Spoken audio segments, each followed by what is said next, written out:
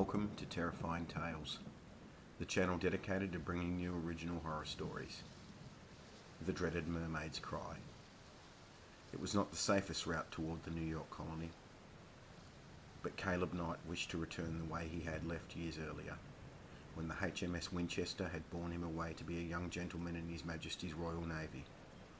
On that day, he had stood beside the rail, watching the waves crash against the jagged rocks of the shoreline as his home dwindled in the distance. As the years passed since that day, Caleb had risen to the rank of lieutenant.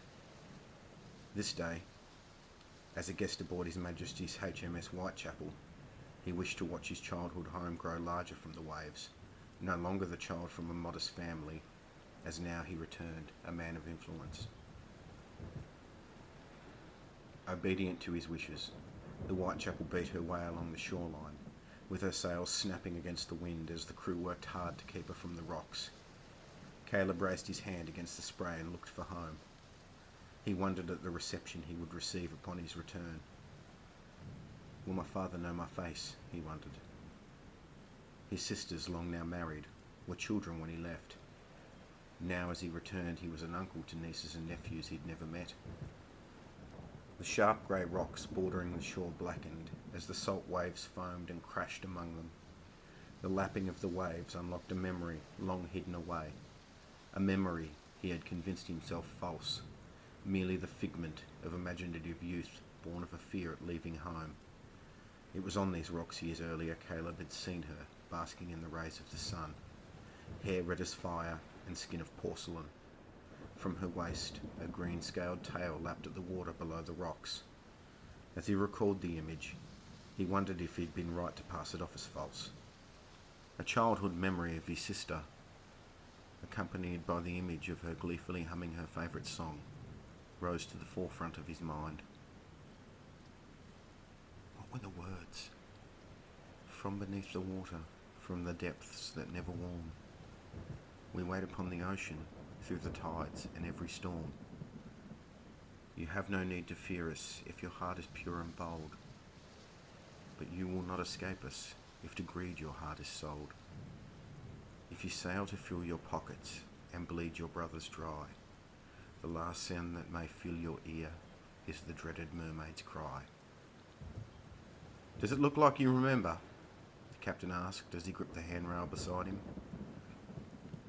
Not so much, Caleb confessed, though perhaps it will as we draw closer to New York. Won't be long now and we'll test that theory. The captain smiled before returning to his cabin. Sail! Came the cry from the crow's nest. Starboard! Beneath the black storm clouds, the schooner cut smoothly through the waves toward them. Caleb's eyes drifted to the ship's black flag. The captain emerged from his cabin, spyglass in hand. Maintain course, he ordered. It won't cover the water to catch us before we make port. The sails in the distance billowed in the wind as she cut her path. The Whitechapel sails flitted as only a breath of wind filled them.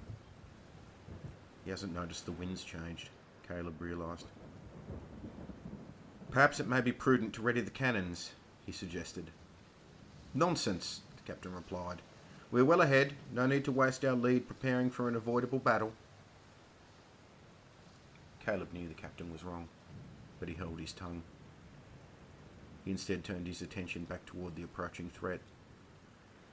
We're 2 hours' sail from New York, he thought. That ship will be on us within the hour. Caleb's hand absently fell on the handle of his flintlock pistol held in his belt. Seems I'll have one more battle before I see home again. The schooner closed with more speed than even Caleb expected. He studied the faces of the men aboard the Whitechapel. On all, he found the unmistakable fear that accompanied inexperience of battle. What concerned Caleb most?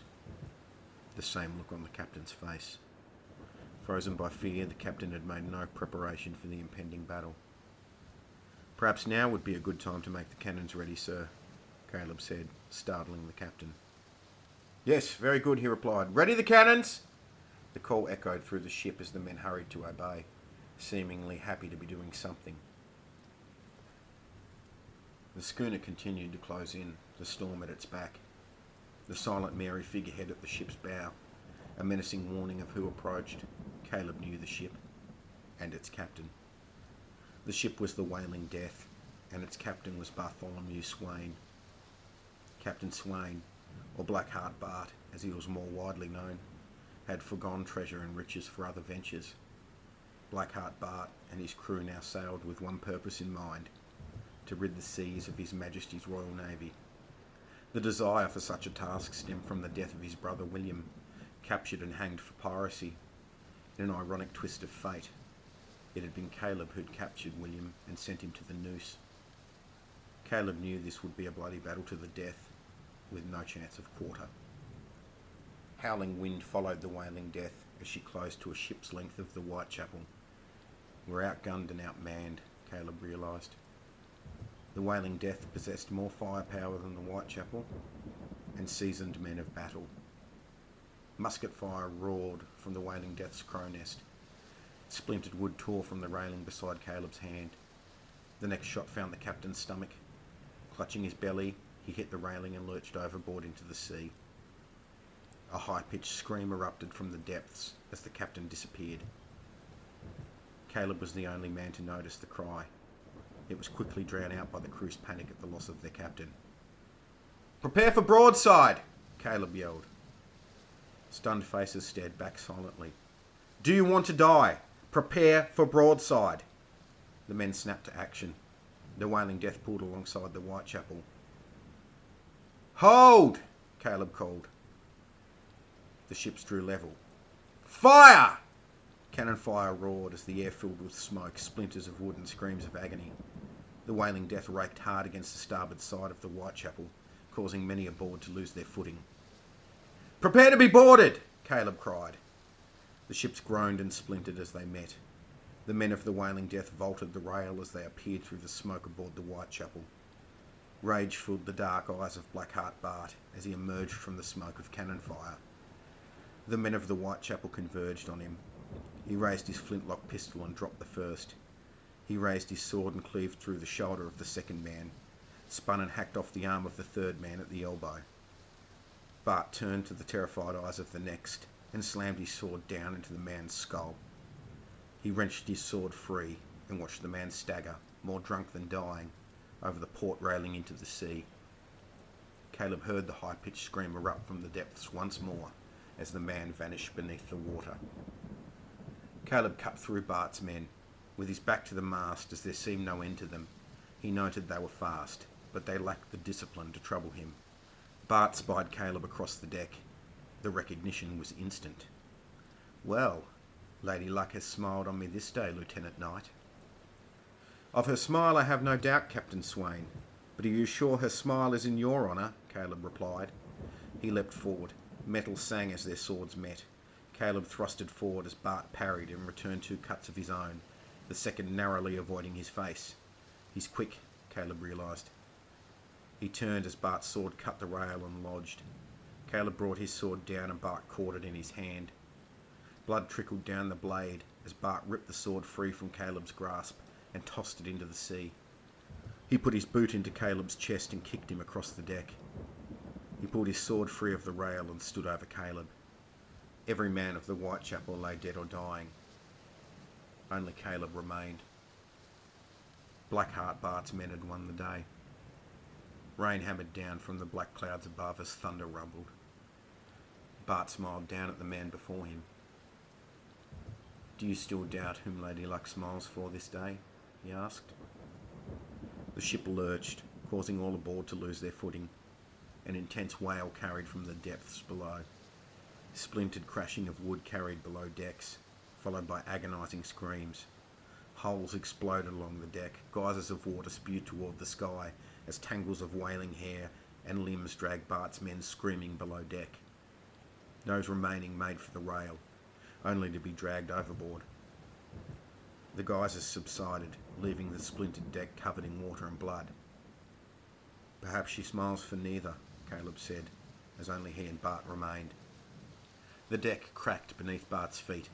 He stepped aside as she tore through, landing between him and Caleb. Her long, sea-soaked hair, red as fire, hung loose to her waist.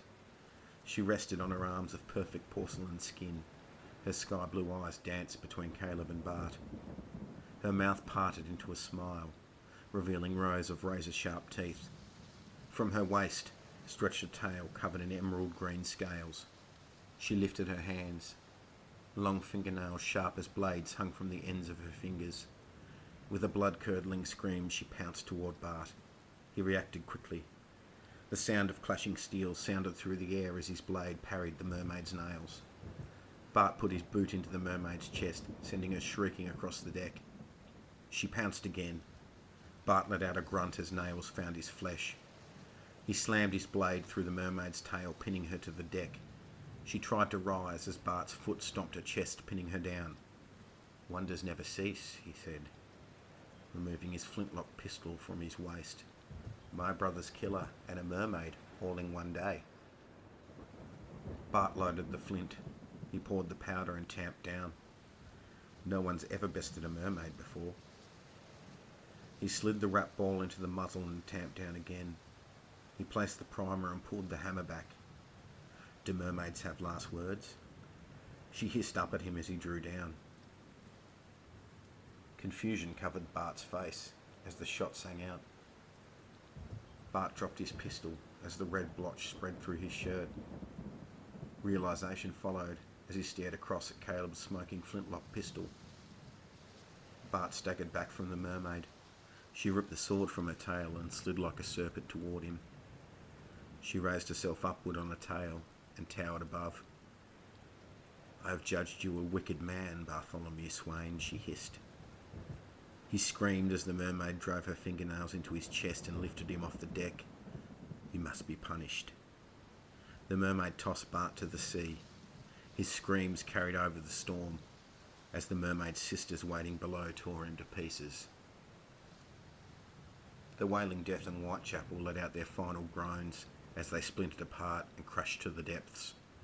Caleb felt the wind leave his body as the ice-cold salt water engulfed him. He kicked and struggled to rise as the drag of the sinking ships pulled him down toward the darkened depths. Hair red as fire was the last image he saw before his world turned to darkness. Caleb's lungs burnt in his chest as he heaved salt water onto the deck of the pinnace. The warmth of the sun above caressed his skin. Caleb propped himself up on his arms to find the mermaid aboard. "Have we met before?" she cooed in a voice of honey, locking eyes with Caleb. His throat still burnt from the salt water. "Long ago," he coughed. "Why did you save me?" "We only take the wicked, of which you are not." The mermaid smiled. "The sea knows to take you home. Safe travels, Lieutenant Knight." The mermaid dove into the water, leaving Caleb alone to comprehend what had occurred. If you liked what you heard, please like and share the video. Please leave a comment and subscribe to the channel. And remember, the dark plays tricks with our minds, but sometimes it's not a trick at all. Sometimes there really is something evil lurking there.